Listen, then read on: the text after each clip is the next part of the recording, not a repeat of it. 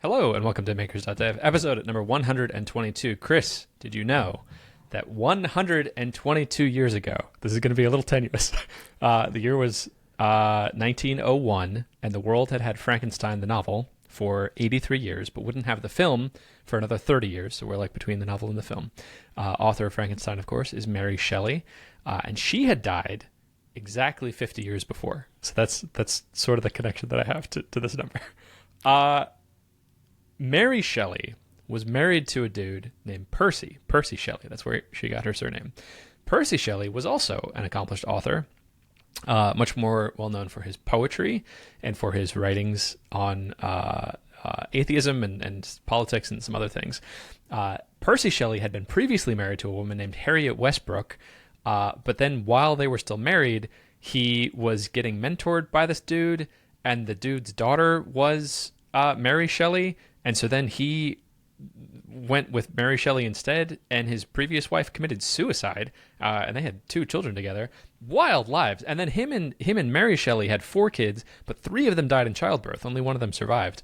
And this is going to loop back. There's a connection here. I'm going somewhere with this. Okay. So Mary Shelley spent most of her career promoting the works of her husband, Percy Shelley, and then just happened to, on the side, make one of the best, a novel that defined the genre of Gothic fiction, made Frankenstein. And I hadn't heard of anything that her husband, Percy Shelley, had done, even though like she's promoting him, and at the time I think he would have been seen as like higher status and more widely published. Percy Shelley, her husband, went to Oxford University College, but was expelled a year later for writing this pamphlet on atheism and like not answering questions. The administration was asking him like, did you write this and what's going on? And he wouldn't even answer the questions. So they were like, get out of here. You're not for this university. And he died at age 29 in a boating accident, which I think is a pretty rad way to die. And they cremated his body, but his heart didn't burn because of something maybe calcification, but also it's sort of this poetic thing of like, his heart of this poet was still lived on. So they took his heart and they buried it. And then decades later, I think like 70 years later, his daughter-in-law was trying to sort of clean up his image and promote his work. And so she had this giant sculpture carved out of marble that like depicts him after the boating accident, sort of like laying down. And she wanted it to go by his grave where his heart was buried, but there wasn't enough room in that cemetery. That cemetery was in Rome. So she instead went to his alma mater and said, hey, can I give you this statue and you have it in your college? And I'll give you a bunch of money to like build the room, and I'll donate some other money. And they were like, the college was like, yeah, sure. Like, water under the bridge that we kicked him out of after the first year. We'll take your money and we'll put the statue up. And so fast forward to June of 2012, a young Christian Jenko is studying abroad in Oxford University at University College, and he stumbles on this marble statue that says something Shelley, and it's this marble statue sort of facing away from you. And it's this very like feminine figure from the back. It's like very carved with sort of effeminate details. And I'm thinking, Shelley, Mary Shelley, Frankenstein. I guess this is where Mary Shelley's buried. And I just sort of forget about it. I think someone correct me, like, no, it's the poet Shelley. And I'm like, I don't know who that is, whatever. So fast forward to yesterday.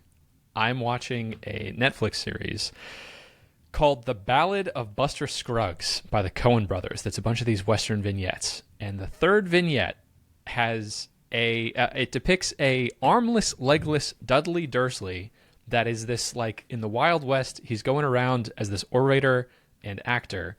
And one of the very first poem that he talks about is this poem called Ozymandias.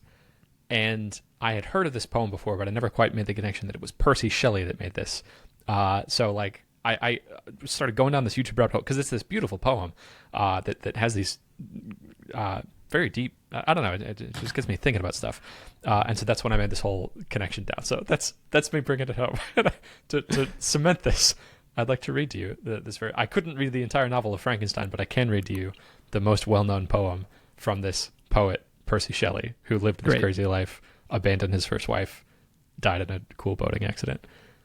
I met a traveler from an antique land who said, 2 vast and trunkless legs of stone stand in the desert. Near them on the sand, half sunk in a shattered visage lies, whose frown and wrinkled lip and sneer of cold command tell that its sculptor well those passions read, which yet survive, stamped on these lifeless things. Let me take a step back. What's going on here is the author of the poem is saying, this dude told me the story, and the story was that he was walking in the desert, and he saw these 2 legs, like these 2 statuesque legs, and then also a shattered visage lies. That means like it's this big head, and it's this very serious head. It's got a frown and wrinkled lip and the sneer of cold command. And you can tell like a lot of thought was put into the sculpture. I'll get back into the poem. The hand that mocked them and the heart that fed, and on the pedestal these words appear. My name is Ozymandias, King of Kings. Look on my works, ye mighty, and despair. Nothing beside remains. So, taking a step back, on the sculpture, it says the words, "Look on my name is Ozymandias, King of Kings. Look on my works, ye mighty, and despair," which is ironic because it's in the middle of a desert. It's this giant head, and it's got this inscription carved on it that says, "Look at all these great things that I've done," but there's nothing around. It's just the desert. Okay, back in the poem. Round the decay of that colossal wreck, boundless and bare, the lone and level sands stretch far away. So, enforcing that like there's nothing around this giant sculpture, and it was probably inspired by this statue of Ramses II that was pillaged by the British Museum. Ramses was also known as Ozymandias, so it just gets me thinking about like that's what happens in your life, right? Everything you do, even if you're this colossal king and you've erected this giant statue of yourself, sort of like aggrandizing yourself, like look at all this. Oh, Siri didn't like that. Look at all these amazing things that I've done. Look upon my works, ye mighty, in despair. Nothing of it will remain. And I think that's an important thought to keep in mind. That's my fun fact for you about the number 122. A few thoughts, actually. One is, Ozymandias was made famous recently by Breaking Bad. That is the name of the second to last episode. And he says it. And it's the whole Breaking Bad is essentially that poem. So that's neat. The other one is, one of my friends who listens to this podcast recently said, can you start doing timestamps again? And I was like, oh, that's a good idea. And he's like, so I can skip the fun number fact. Because it keeps going forever. Yeah, I went it for 7 minutes this time. Never change, Christian. Never change. I like that number fact. Okay. Thank you. You and no one else. Maybe I'll just start a separate podcast of my phone number facts. Okay. All right. Well, hello everyone. Welcome to Makers.dev after the fun number fact. It was a long one today. A fun number fact podcast actually would be kind of an interesting. That'd be really neat. Just every episode you have a fun number fact. Yeah. Okay. Yeah, I might do. I might take my talents where they're appreciated. Okay. If only there was a video clipping service that could video clip out the fun number fact and make it into. We can only hope. That's right. We were both just on vacation. How has it gone for you? Tell me all about where you went, what you did, what's going on. It was good. Yeah, vacation. I think we're both going to talk about vacations because we don't have that much SaaS stuff to talk about, so that's fine. More non-SaaS related things. I went to Tennessee where my wife's aunt and uncle live. They have a boat, and it is very exciting. I got a new action camera. I think we talked about that last time, right? I got the 360, Insta360, the new one. Which is really cool. I got the 10-foot pole, and so I stuck it up by the boat and the jet ski and tubing and made really neat videos. Cool. That right now are like people are interested in because it's unique, like a really unique angle. I wonder if it gets more popular, if they're going to be like, whatever. But I feel like drone shots have sort of gone the way of that. And so now it's this FPV drone is the new crazy thing where you get like this advanced pilot and you can like go down a chimney and then in the room and stuff. And it's no longer interesting to have these cool cinematic shots. Yeah, 10 feet is tall. Did you make flat videos with this or did you make 360 videos? Both. Yeah, you can do both. Cool. So it's super versatile. You just capture it and then you all do it later in your phone. There's really good editing software that they made for your phone. Yeah, and then you can export it to different formats or whatever. You can also just do still images, either from the video or directly from the camera. I think from the video, they're lower resolution, but that's what I did. I just hit record, stuck it out 10 feet, and then later went and messed around with my phone. Cool. Yeah. The other thing I did, so there's a photography theme for today, partly because I'm going on multiple trips this summer, including Iceland. That's in the fall, so I'm getting more into photography again. But for the boat trip, I took this little thing, which is a Ricoh GR3, and it looks like a point and shoot camera, but it has an APS-C size sensor, which is, so there's full frame, which is like the flagship of Sony and Nikon and Canon, but APS-C is just a step down. And so it has really, really, really good image quality in a tiny little package. And so, yeah, it was a really neat camera that reignited some of my interest in photography. So, Wonderful. yeah, I actually printed a photo book from it that should be arriving in a few days. And so I'm really excited to see it all printed. Yeah. I like that. That's a good thing to do. Like, take your photos round trip. There was when I printed out photos from I forgot the name of the company, but I printed some out for Sarah's birthday, I think, and Like Shutterfly or something. It wasn't Shutterfly; it was something else. I don't remember. But I hung them up all over the condo, and it's just nice to be reminded of like our trips, and it's not just the photos rotting away in Google Photos. Like going that one extra step makes a lot of sense. I also wanted to ask you about for the 360 video. Have you tried watching it yet in VR? No, you said to. I went to go watch the video you sent me, and my Oculus was totally dead, so I charged it and then never went back and watched it. So Fair. yeah, I have to go back and watch it now that my Oculus is charged. Cool. Like you're transported back to the moment, and you can look around and see novel things that you didn't see before. Yeah. And yeah, What's the it's best cool. way to do that? To transfer it to the Oculus, or can you watch it? I guess I could watch it straight on YouTube. You sent me a YouTube link. You right? can. It's a pain because like to get the YouTube link. The easiest way to do it, I think, is if it's a public video, you can search for it on YouTube within the YouTube VR app. But like just getting links to the Oculus is stupidly complicated. I think the best way is from within Messenger. If you Facebook Messenger it to yourself, then there's a Messenger app within the Oculus, and then you can click on the link. But then sometimes it opens up in the most of the time I think it opens up in the browser, and they haven't quite figured out internal linking yet. So like it's hard to view it in the native app, but you can from the web app view 360 video, but it's not quite as good and not as high resolution. It's a mess. There's also a way to sideload it if you use Android file transfer. You can take the 360 video and put it on the Oculus, but I haven't figured out how to do that yet. But I think that'd be a better experience. Yeah, that the whole ecosystem just kind of needs to be smoothed out. It's not what it needs to be to get high adoption, which is frustrating. But if you can get to the point where you can watch it, like it's amazing. Cool. Maybe the Apple Vision Pro will fix all of those They're problems. going to nail it, right? It's going to be like AirDrop, and they're going to make it much easier. I also wanted to ask you for the APVS.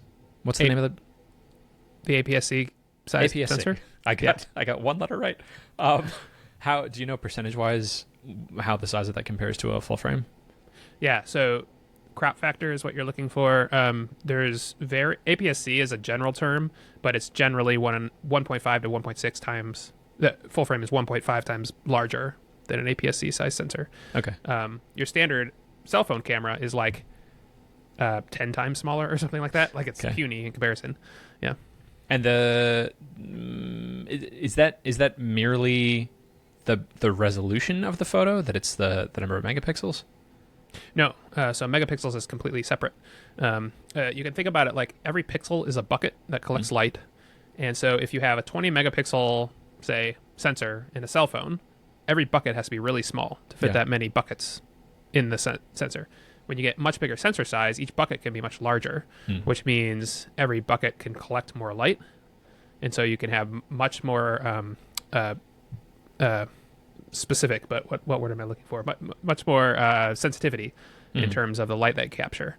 And so it allows you to do things like shoot in lower light, for one thing. Like a APS-C or full frame camera will always be able to shoot in lower light, even with like the computational photography stuff that cell phones have. Just doesn't match larger sensors. The other thing you can do is shoot at faster shutter speeds, so you can capture motion much better. And then you can also do interesting things like if you get if you want the autofocus background that you get in camera, like not as a filter, then that you can only do with larger sensors. So several things, several reasons why larger sensors are really cool. Gotcha. Yeah. Okay, that makes sense because each photo sensor pixel is a bigger bucket. You can capture more photons, and so then you would get a clearer image. You get a higher signal. Yeah, that makes a lot of sense. Clear, better micro contrast, which means less mushy. It's like small. Yeah, and cell phones do great with the software. They do amazing, but there's a few things they just cannot do. One is shoot in very low light at faster shutter speeds. So yep. Your retina is pretty small, right? Yeah. I imagine on the scale of the size of a cell phone camera sensor, and we just have really good software to process the image. So yes, in two ways. One, your eyeball is bigger than the lens on a cell phone camera. Yeah. So the lens size is actually, so if you put a huge lens on a cell phone camera, you could get a similar effect, sort of. So that's one thing. And then the other thing is we see in video, not in still images. Yeah. And we see in video, especially the center of our vision is extremely sharp, and our brain just filters out the outside. And so video with an extremely sharp center sort of tricks our brain into thinking that we see in higher resolution than we do. Yeah, how interesting. The fovea centralis, if my high school anatomy is still correct. Yeah, okay. So if you're taking a still image, you would want that still image to hold up to the highest resolution that we can see when we're focusing on it at all parts of the corner image. to corner. Yeah. Right. So you'd want a bigger sensor. Okay. Yeah, that makes sense. Neat. You seem to be getting more into photography. Is this going to turn into more of a project? Is this going to, or just a hobby for now? How are you thinking about it? So I've been in photography for a long time. I have, you can't see them, but I have pictures just out of frame that I took. I have lots of pictures of my kids that I just hang up in my house.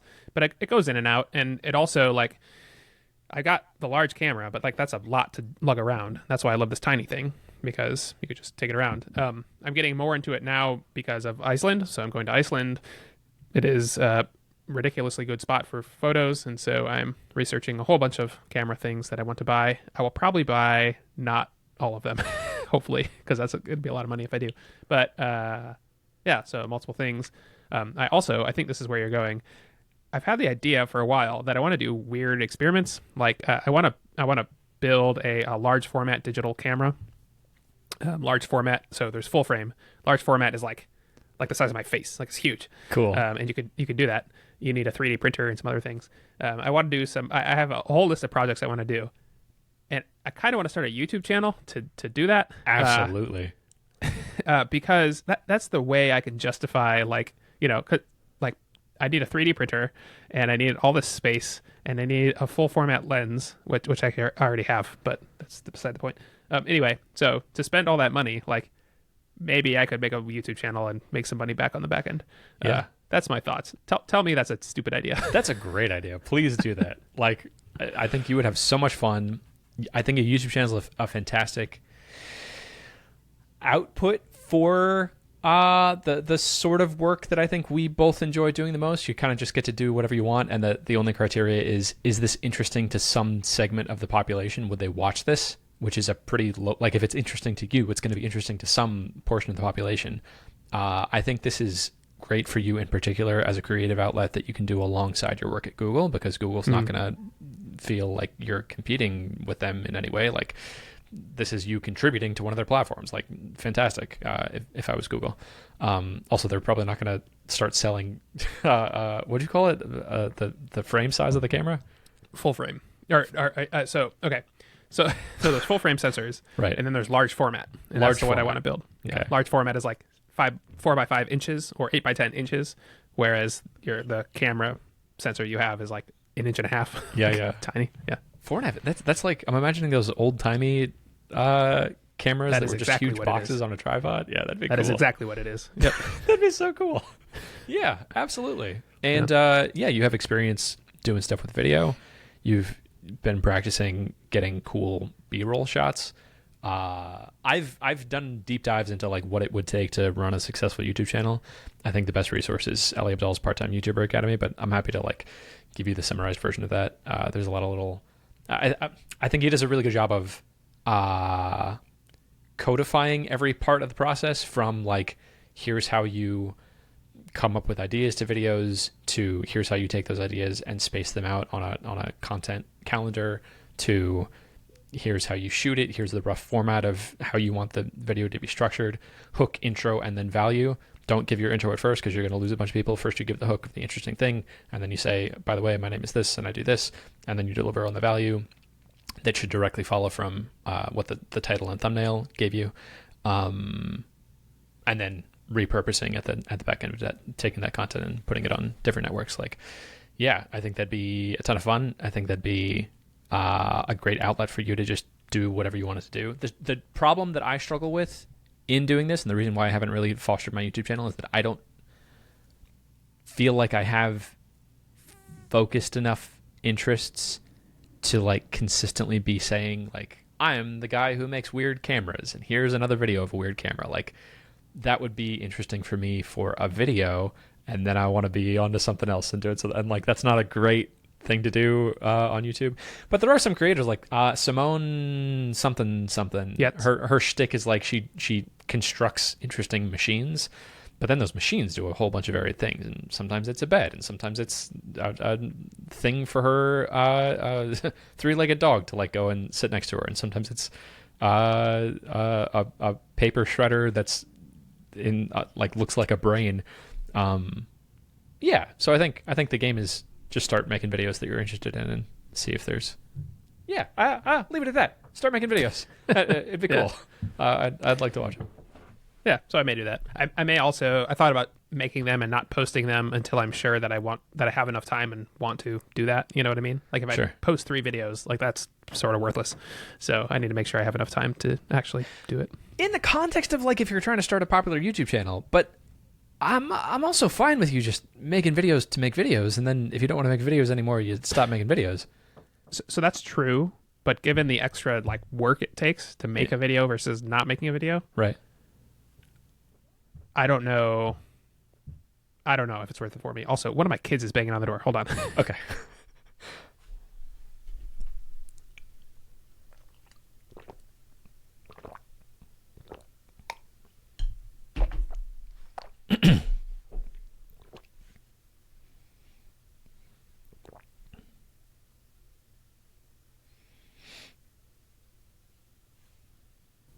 Okay. Okay. I guess one of the kids is here and my wife's not, so whatever. I didn't know that. It's fine. She wanted to watch her iPad and she was asking, and I was like, yeah, fine, go do it. Okay. Yeah. All right. Yeah. I forget where we left off, but yeah, so I may or may not do that. We'll see. I would enjoy watching your videos. I don't think it has to turn into anything serious, and I think everyone that you make is going to decrease the effort that it takes to make the next one. So the marginal work of making a video after you've done a cool thing, I think, will decrease the more videos you make. It will also, if all it does is give me an excuse to like buy a 3D printer and spend time on this thing, then the stuff I want to do anyway, which I feel like I would enjoy it more if I wasn't making videos, but I feel like the videos give me an excuse to do some of the crazier ones. Sure. So I don't know. We'll see. I would love to watch a video of you making this crazy camera. I think that'd be really cool. Cool. All right. I'll make that one for you at least. Wonderful. Thank you.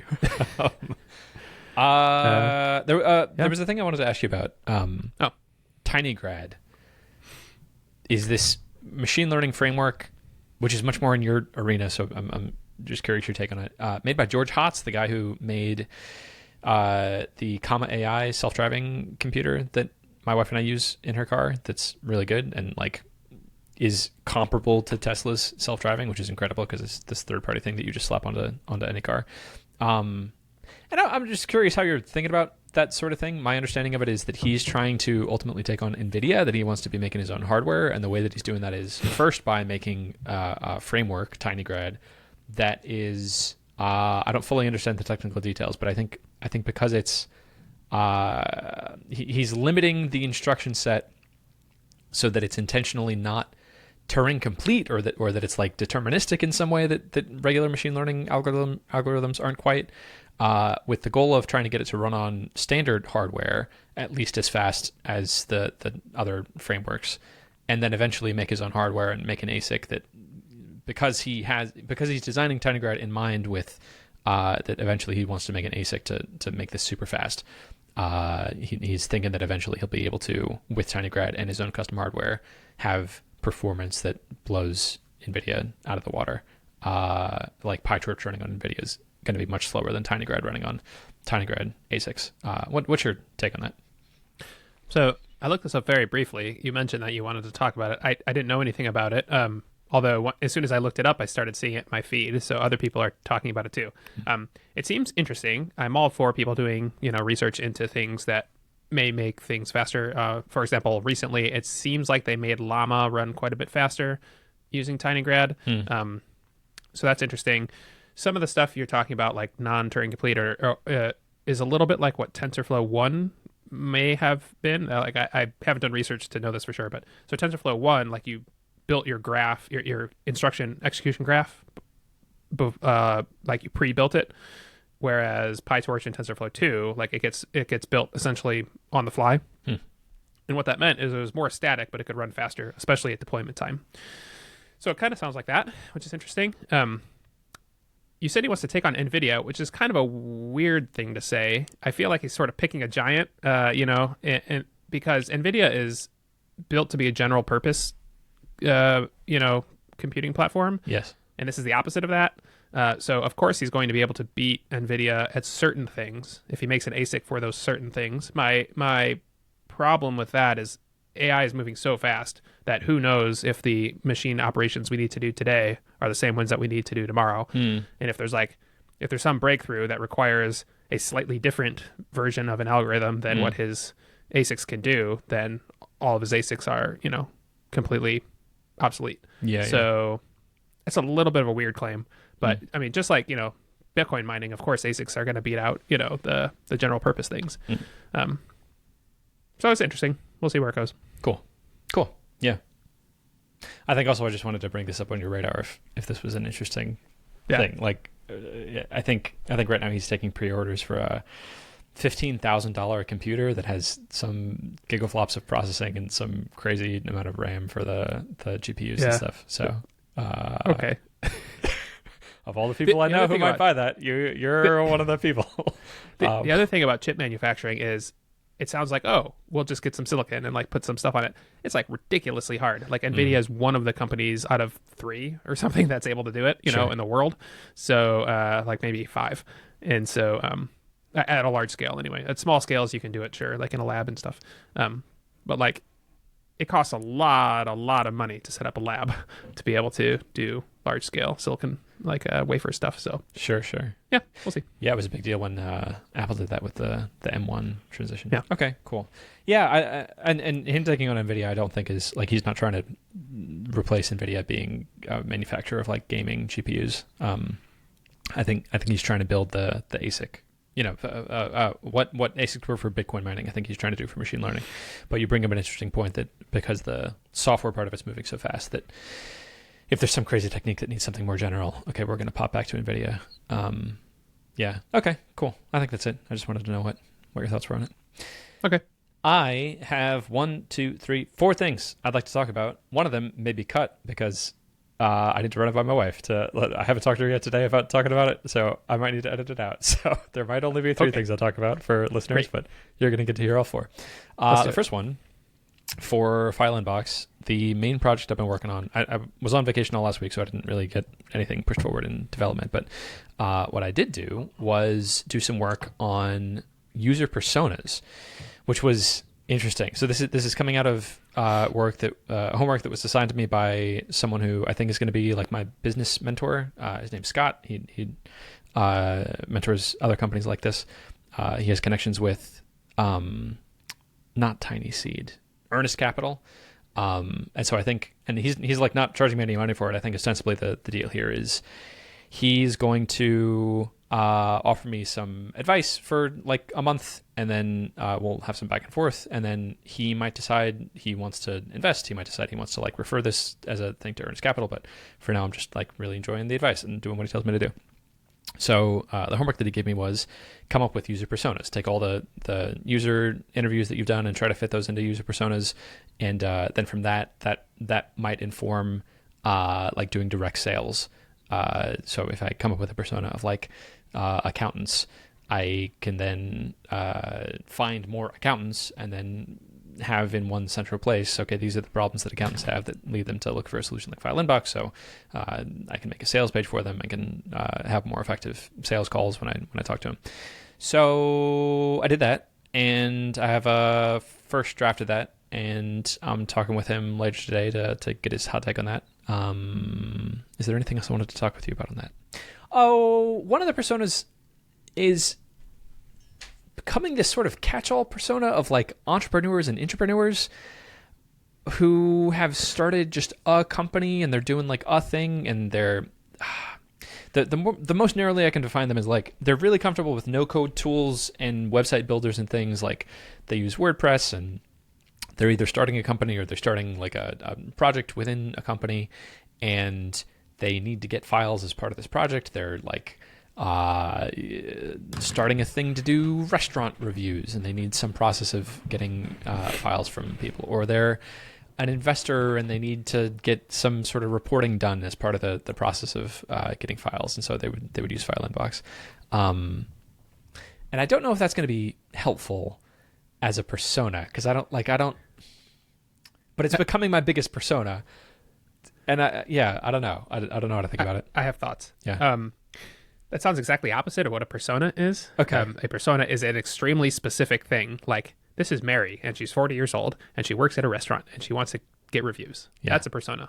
The reason that what you just described is becoming your biggest persona is because it sounds like 5 or 10 different personas all wrapped into one. So what I would push you to do is tease that apart and be extremely specific with what you think is either the largest or most profitable or the one you're most excited to serve. Because that's when personas get really interesting, when you have to make very hard decisions about who you actually want to serve, who you're actually going after. So that's what I would say is that's your largest, because you're grouping a bunch of people together. So ungroup that, and that's the homework. Okay. I do have some more specific ones. I have Ian the printer. He runs a print business, and he uses it to receive files. And I have 1, 2, 3, 4. I have 5 customers who fit that persona. So like that feels good. And that's a persona that I think I can find a lot more of. I have Linda the loan officer, and I so far have 3 customers that fit that. And I have some more specific things. They don't like learning new complicated software. They'd rather use a simpler tool they can understand than the industry standard stuff like Calyx to manage client documents. They're not the most computer illiterate. They're not the most computer literate, and they're not lenders. That's the wrong term. The person who's taking out the mortgage, they also don't view them as very computer literate. Borrower. Sure. The borrower. And then I have Professor Michael, who hates Blackboard because Blackboard sucks, and he prefers cobbling together tools that he understands that are simpler tools, and then uses it to get student submissions for homework and stuff. Yeah. And great. Those sound like personas. People. Yeah. Good. Cool. Okay. Yeah. So that's status update on FileInbox. Feels like I'm pushing it forward. I still feel frustrated that like I've been asking really smart people who know what they're doing, like what's the thing I could be working on that would grow revenue the fastest, and I've been doing what they've been telling me to do, and I don't think it was the wrong thing to do. Like it's learn how to do customer interviews and put together these personas, but I feel frustrated that revenue hasn't caught up. It feels like I am making progress, but I've been doing this for months now, right? And I think part of it also is that I'm sort of hindered by the technical serverless transition, because that's, I can't do anything with this data yet because I have this new code base that I need to move everyone to before I can start actually improving the software. But that feels frustrating. I'd like to be making more money. A few interesting things I could say about that. One is you see graphs like this sometimes where it's like everyone gives up right before the hockey stick. So it's like 4 years of nothing, and then boop, like something works. Yeah. And so you got to keep trying stuff in order to get the something working. So that's one thing. Just keep at it. Okay. Eventually trusting that you'll find something that works. That's one thing. The next one is Jason Cohen has this great quote like, for every decision that you want to make, you'll find very smart people have very good reasons to tell you to do something. and other very smart people that will tell you to do the exact opposite thing for very good reasons. And it's like, you can't know before you do it. So the only way through is to do it. So just keep going, I guess. Yeah. That feels reassuring. I'm reminded of how mushrooms grow. The mycelia underground is like 90% of the growth. And then it's just at the very end where they have the fruiting body of the actual mushroom that you see over the ground. But the mushroom is like such an it's the literal tip of the iceberg of what the actual mushroom is doing. And yeah, most of the work the mushroom is doing you don't see until the very end when it makes the mushroom. The other thing I will say, which is a little bit of a downer note, but Josh Pigford from Barometrics, he sold Barometrics, right? But he posted this graph of his growth over time. It was very linear, and he was in the same, like, he was at least growing, but he was like so frustrating that I couldn't grow it. Then he sold it. They increased the price. They got this huge bump in revenue, but it's been falling since then. And so he posted this open graph, and it's almost back down to the growth line, the original growth line. Interesting. And so he's like they can't grow it either. It's the same, like they're growing it very, very slowly, but so some businesses, they just don't have high growth curves. Right. So that's a little bit of a downer, but maybe that's what FileInbox is. Has a slow growth curve. That's all you can do. If it was slowly growing, I'd be totally happy with that. It's like flat and slowly declining, and I don't. Yeah, like that's that. not great. No, it's not great. I want to change it. I just yeah. Okay. Yeah. All right. Okay. That's that. Next thing I wanted to talk about was an update on consulting. I all of a sudden have like my consulting plate full, which feels pretty good. I feel like I'm on track to be making like, I don't know, $3,000 to $5,000 a month for the next few months, which feels good. I just had a new job land on my plate that came from, funny enough, a FileInbox interview that I was doing. At the end of the interview, he was like, "Hey, I'd like this software built. Is that a thing you could do?" And I was like, "Absolutely, yes, sir." It's cool. So I had a call with him and his business partner yesterday. Without getting into too many details, it would involve making a mobile app that would resemble a podcast app, which would be a lot of fun. There's a lot of features of a podcast app that I've been wanting to make. And in the same day, a couple hours later, I had my first call with a developer that came from trying to look for developers to hire to subcontract. And I was, I'm very impressed by this developer. He's going to be a junior in college, studying CS, and like has made a bunch of independent projects and has a lot of the same experience that I'd be looking for. And I gave him this outline of like, okay, here's everything I'm working on. If you were working on any of this, it would help me, but it benefits me if you're working on something that you're excited about. So like, of all this, what would you like to work on? And the project that he said he'd most like to work on is that consulting project, making the mobile app. And so cool. So I'm now in this position where like I think if you would talk to me about this like 5 years ago, I would have felt a lot of imposter syndrome of, well, how can I possibly charge these people money if I'm not doing any of the work? I'm just taking the work and then moving it over to this person, and they're costing me this much, and then I'm getting paid this much, and like I haven't done enough work to justify that much money. And I am totally in the camp now of like, absolutely. Like, I've done so much work because I found the client, and I'm doing, like, in the call I was doing a bunch of work of figuring out, okay, it sounds like this is the thing you need, and from my industry experience, this is the best way to build it, and we should focus on this set of features. Like, that's the expertise. That's the struggle that I'm having with FileInbox, that that higher level strategic thinking of, okay, here's how you connect these pieces and get the actual thing delivered. So yeah, I think I would feel really good about most of the work that I do for this consulting project to be just like writing the proposal, collecting the money, coming up with a timeline, and then just shuffling that over to this junior in college to actually build the app, knowing the whole time that if that relationship falls through for whatever reason, if he gets busy or his school schedule is crazy, that I could pick up the project and carry it to the finish line. But I did just want to check with you because like this is, I think you've done more of the subcontracting stuff. This would be the first job that I'm subcontracting. Do you have any advice on doing that? How might I be thinking about this project?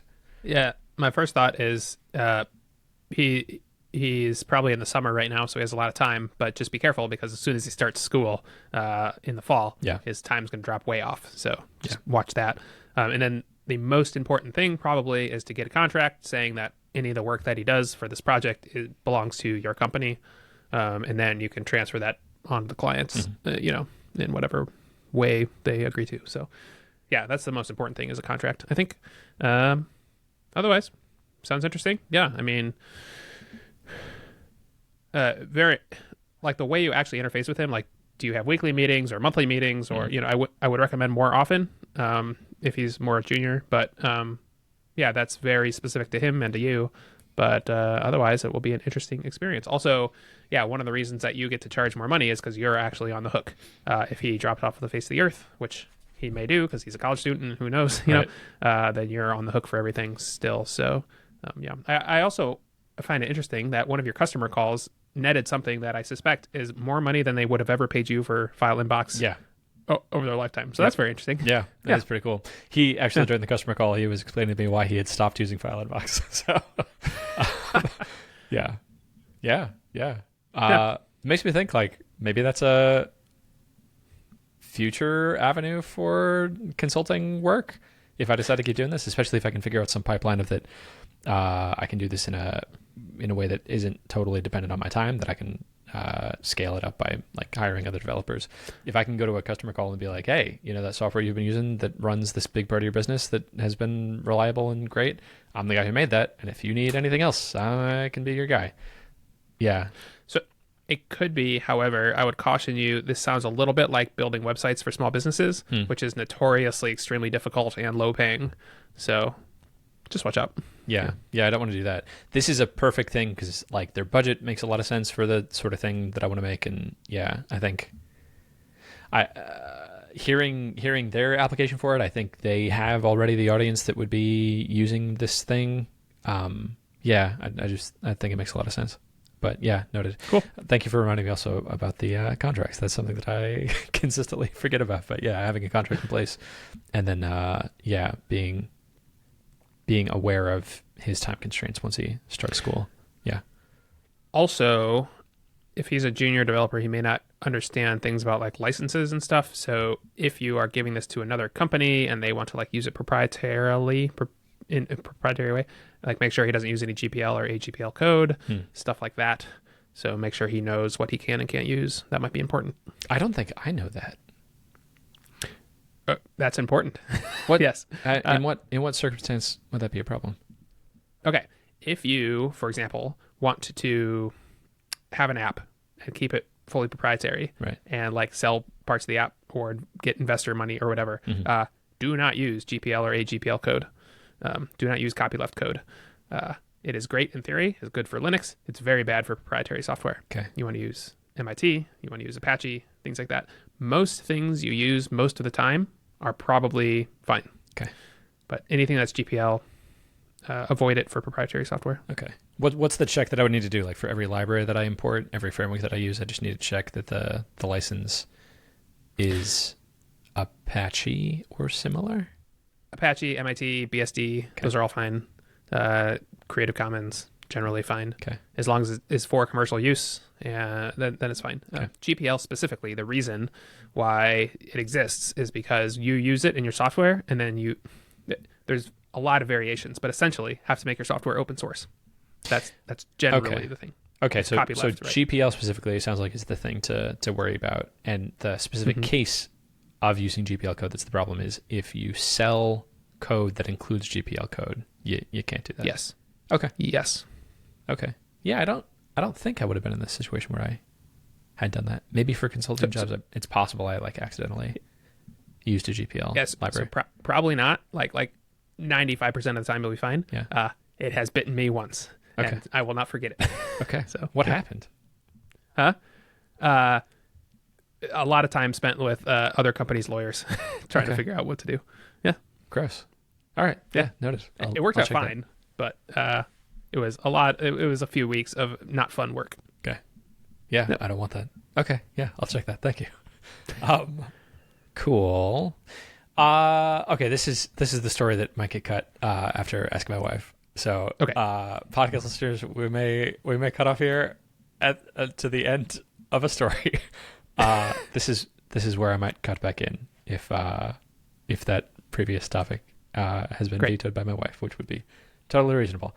But there's one more thing I want to talk about, which is a adventure that I had at Home Depot, had a bunch of boards that were sticking out of the back of Sarah's RAV4, it's this SUV.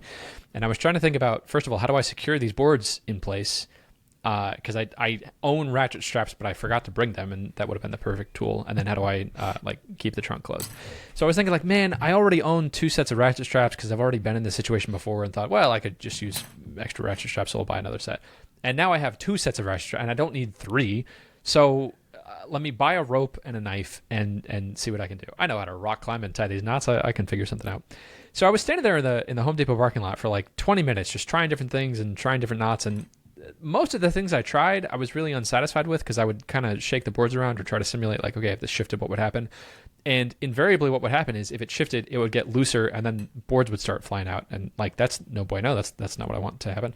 So I asked ChatGPT for some advice on what knots to tie, and it recommended a trucker's hitch, and that sort of solved part of the problem. And then with a little more research, I found a running bowline. So I'd like to tell you briefly about those 2 knots, because these are the 2 knots that now, having spent 45 minutes in a Home Depot parking lot playing around with this stuff and learning about them on YouTube, these are the 2 knots that I think are better than having ratchet straps. If you have rope, Great, and you know these 2 knots, you don't need ratchet straps, and it's an even better solution. So a running bowline is basically you make a loop in one end of the knot, in one end of the rope, with a bowline, but you don't have to use a bowline. You could just any secure knot. So I used a figure 8 knot on that side, and then you run the other end of the rope through that end, and then you cinch it down. So it's sort of like a noose is. No, yeah, it's like a noose. You've made a noose, and so the brilliance of that is, if your load moves, that gets tighter, which is really good, because it there's flexibility in the system. You want it to get tighter if it runs, if the load shifts around. So that's the first knot, a running bowline, and then the second knot is a trucker's hitch, which is magical because it's a knot that lets you ratchet down the tightness of the load. So once you have the running bowline around it was a bunch of boards that I was carrying. So I had the running bowline around one end of the board, so that was sort of cinching it all in place. And then to tie that to the car, I ran a trucker's hitch through one of the bolts in the car where the seats are supposed to clip onto. And then I was able to pull the end of the rope to tighten it, and it would keep the tightness.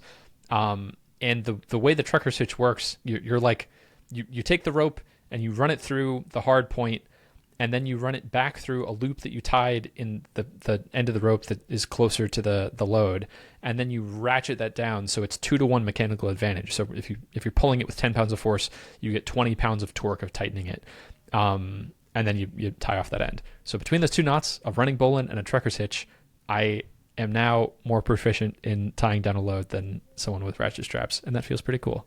That's a skill I think everyone should have. Cool. Yeah, I'll say +1 to keeping ratchet straps in your car. Yeah, that's something you don't know that you need until you need it. So I was gifted a set. It's really neat. Instead of just being loose, it automatically contracts or rolls up like a tape measure. Oh, cool. And so yeah, so it's a really neat self-contained ratchet strap. Anyway, so that's cool.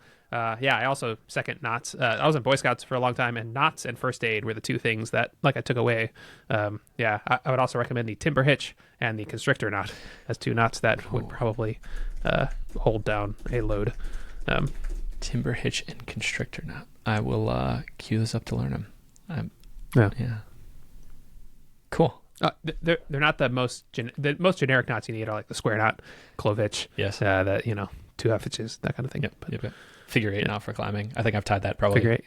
I don't know, 2,000 times. And every time I tied it, it was my life or someone else's life that was on the line if I didn't tie it correctly. Right. So that's burned in my brain. I can tie a figure 8 knot behind my back with my eyes closed underwater.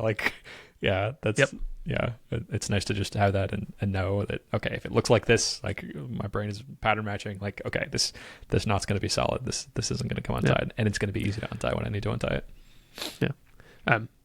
The other thing I'll say, totally randomly, not randomly, is it was great that you solved your problem. You can also rent a truck from Home Depot for $20. I was thinking about that, but here's the thing: if I rent the truck, now it was a Home Depot that was 15 minutes away instead of the closer one that's 8 minutes away. So if I'm renting a truck, I gotta go in the store, I gotta rent the truck. That's gonna take I don't know, 20 minutes. And now I need to move all the boards from in the car to in the truck. That's going to take another 20 minutes. And now I need to drive home. That's another 20 minutes. And then I need to unload the boards from the truck. And I need to do that now in enough time that I can get the truck back in time. So that's like more time. And then I got to get the car and bring the car back. So yeah, while I was standing there in the Home Depot parking lot, I was like, no, it's just like I can figure this out. This is how in the olden days, people That's right. had ships that they sailed across the Atlantic with nothing but knots. Like I can figure out how to secure these couple of boards with some knots. Yeah.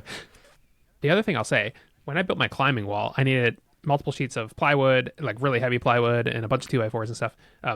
I did Lowe's like 2-hour delivery, and it was $100, which is expensive, but not compared to the wood that I bought. Yeah. And it just came and arrived in my driveway. Yeah. So instead of spending $40 for 2 hours in a truck, you could spend $100 and get it dropped off right in your driveway. Retrospectively, and from a time perspective of like buying back my time to be working on consulting projects, that would have made so much more sense. And I didn't do it. And probably for the next time it might make sense. I don't know. I like feeling, and also like I can't just code all day. That's something I realized. So that was already after a full day of work, and I found it useful recently to try to mix in other forms of things, especially physical things or things that are more social. Like cooking, I think fits into this really well. I enjoy cooking, especially with ChatGPT, making up the recipes. Like it's a nice break, and I'm physically using my hands and body in a way that isn't just sitting at a desk writing code, and then that helps the code part of my brain relax and sort of simmer in solutions to bubble up in my subconscious. So yeah, I agree. Yeah.